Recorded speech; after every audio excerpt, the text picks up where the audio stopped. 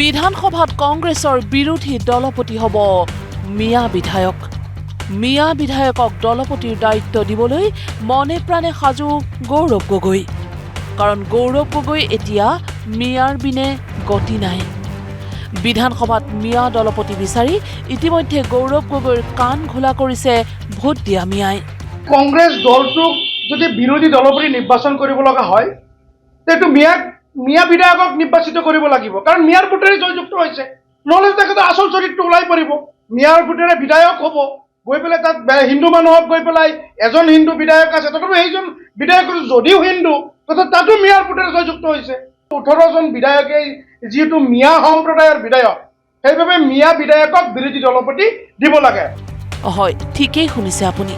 স্বাধীনতাৰ পিছত প্ৰথমবাৰলৈ অসমত মুকলিকৈ মিয়া মুছলমানে ক'ব পৰা হ'ল কংগ্ৰেছ দলৰ দলপতি হ'ব লাগে এজন মিয়া মুছলমান বিধায়ক।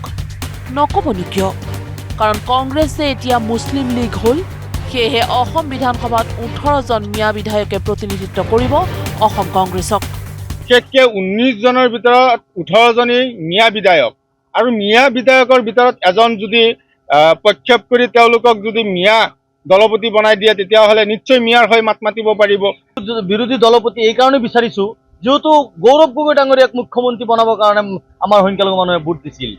সংখ্যালঘু এটা যুৱ প্ৰজন্ম হিচাপে মই এটা কথাই দাবী জনাম যে কংগ্ৰেছে আমাৰ সংখ্যালঘু উপযুক্ত এজন দলপতি দিব লাগে, এইটো আমাৰ ডিমাণ্ড। বিৰোধী দলপতিটো একচুৱেলি আমাৰ 3বাৰৰ যে বিধায়ক আমাৰ একে ৰচিদ তেওঁক দিব লাগে কংগ্ৰেছে, কাৰণ গোটেই মুছলমানটো MLA।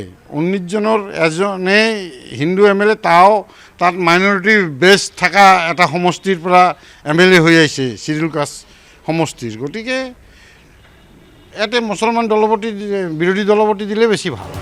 কংগ্ৰেছ এতিয়া দেখা দেখিকৈ সংখ্যালঘুৰ দলত পৰিণত হ'ল।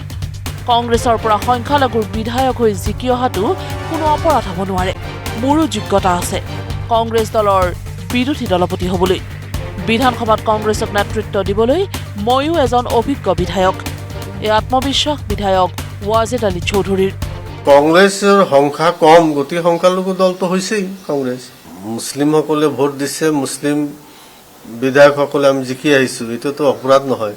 19জন বিধায়কে আমি আমাৰ মাননীয় সভাপতিক আমি দায়িত্ব অৰ্পণ কৰিছোঁ।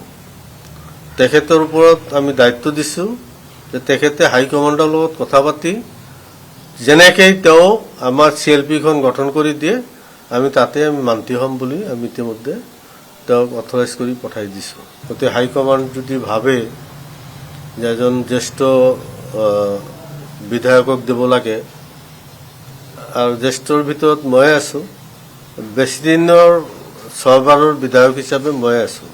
মই কৈছোঁ পাৰ্টীৰ স্বাৰ্থত যাকে দিয়ে মই মানি ল'ম, কিন্তু ময়ো এক্সপিৰিয়েঞ্চ আৰু আমি যোগ্যতাৰ ভিত্তিত আমি একচুৱেলি হ'ব লাগে। আমাৰ 2টা কাৰ্যকাল, দেৱব্ৰত শইকীয়া তেখেতে অভিজ্ঞ হিচাপেই তেখেতে 2টা কাৰ্যকাল তেওঁ LOP হিচাপে কাম কৰি গ'ল। গতিকে আমি ভাবোঁ যে যোগ্যতাৰ ভিত্তিত আমাক দায়িত্ব দিব লাগে। ৱাজেদ আলীৰ পিছতেই কংগ্ৰেছ দলৰ দলপতি হ'বলৈ মন মেলিছে ৰূপহীহাটৰ বিধায়ক নুৰুল হুদাই। 19জন বিধায়কৰ যিয়েই সংখ্যাগৰিষ্ঠতা লাভ কৰিব তেওঁৱেই দলপতি হ'ব। বুধবাৰৰ বিধায়িনী দলৰ বৈঠকৰ পাছতেই চূড়ান্ত হ'ব কোনে বিধানসভাত কংগ্ৰেছ দলক নেতৃত্ব দিব। ইয়াত মানে কোন হিন্দু কোন মুছলমান এই কথাটো নাহে। আমি 19জন কংগ্ৰেছী অসমীয়া বিধায়ক, আৰু এই 19জন কংগ্ৰেছী অসমীয়া বিধায়কৰ পৰা আমাৰ দলৰ ঊৰ্ধ্বতন কৰ্তৃপক্ষই যাকে যোগ্যতা সম্পন্ন বুলি ভাবে তাকে সিদ্ধান্ত কৰিব, আৰু তাকে আমি মানি ল'ম। কংগ্ৰেছত কোনো ধৰণৰ উচ্চ নিচ, কোন হিন্দু কোন মুছলমান কোন খ্ৰীষ্টান এইবিলাক আমাৰ নাই। আমি কংগ্ৰেছী ধৰ্ম নিৰপেক্ষতা আমি চেষ্টা কৰোঁ, সকলোকে একেলগে লৈ আগুৱাই যোৱাৰ কাৰণে প্ৰয়াস কৰোঁ। এই কথাটো আমি এতিয়ালৈকে গম পোৱা নাই, যিহেতু অহাকালি আমাৰ বিধায়িনী দলৰ বৈঠক আছে, আৰু সেই বিধায়িনী দলৰ বৈঠকত আমাৰ আলোচনা হ'ব। 18জনৰ আলোচনা নহয়, 19জনৰ আলোচনা হ'ব। 19জনৰ ভিতৰত যাকে দলে মতামত লৈয়ে তেওঁলোকে নিৰ্বাচন কৰিব, গতিকে যাকেই কৰে বা সহমত থাকিব, কোনো দ্বিমত নাই। খালি চবৰে মতামত ল'ব, 19জনৰ মতামত লৈ সেই 19জনৰ মাজত এজনক সিদ্ধান্ত দিব। গতিকে মেজৰিটি মতামত যিফালে থাকিব সিফালে পাব। বুধবাৰৰ বিধায়িনী দলৰ বৈঠকতে সিদ্ধান্ত হ'ব কংগ্ৰেছৰ দলপতি। ইতিমধ্যে পাকিস্তান ফেৰত আৰু পৰাজিত সভাপতি গৌৰৱ গগৈয়ে প্ৰতিগৰাকী বিধায়কৰ পৰামৰ্শ গ্ৰহণ কৰিছে। প্ৰতিজন বিধায়কে APCCৰ সভাপতিক নিজৰ নিজৰ ৰায় দিছে। মই ভাবোঁ দলৰ নেতৃত্বই সঠিক সিদ্ধান্ত ল'ব আৰু উপযুক্ত ব্যক্তিক কংগ্ৰেছ দলৰ দলপতিৰ দায়িত্ব দিব। এই মন্তব্য গৌৰীপুৰৰ কংগ্ৰেছ বিধায়ক আব্দুল সুবাহান আলী চৰকাৰৰ। মিয়া খিলঞ্জীয়া অসমীয়া আমাৰ সনাতনী কংগ্ৰেছ দলটো সকলোকে লৈ আমাৰ মাজতো এনেকুৱা নহয় যে আমি সকলোৱে মিয়া আছোঁ। ইয়াত আমাৰ সনাতনী ধৰ্মাৱলম্বী মানুহ আছেতো, আমাৰ হিন্দু সম্প্ৰদায়ৰ মানুহতো আমাৰ মাজত আছে। যোৱা দিনবোৰত হয়তোবা বেছি আছিল, এইবেলি হয়তোবা আমাৰ বিধায়কসকলে বহুতে অলপ ভোটত হাৰিছে। যোৱা কালি আৰু পৰহি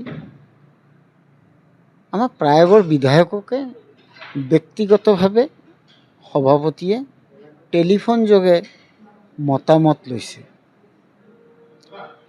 কোনটো কৰিলে কেনেকুৱা হ'ব সেই হিচাপত।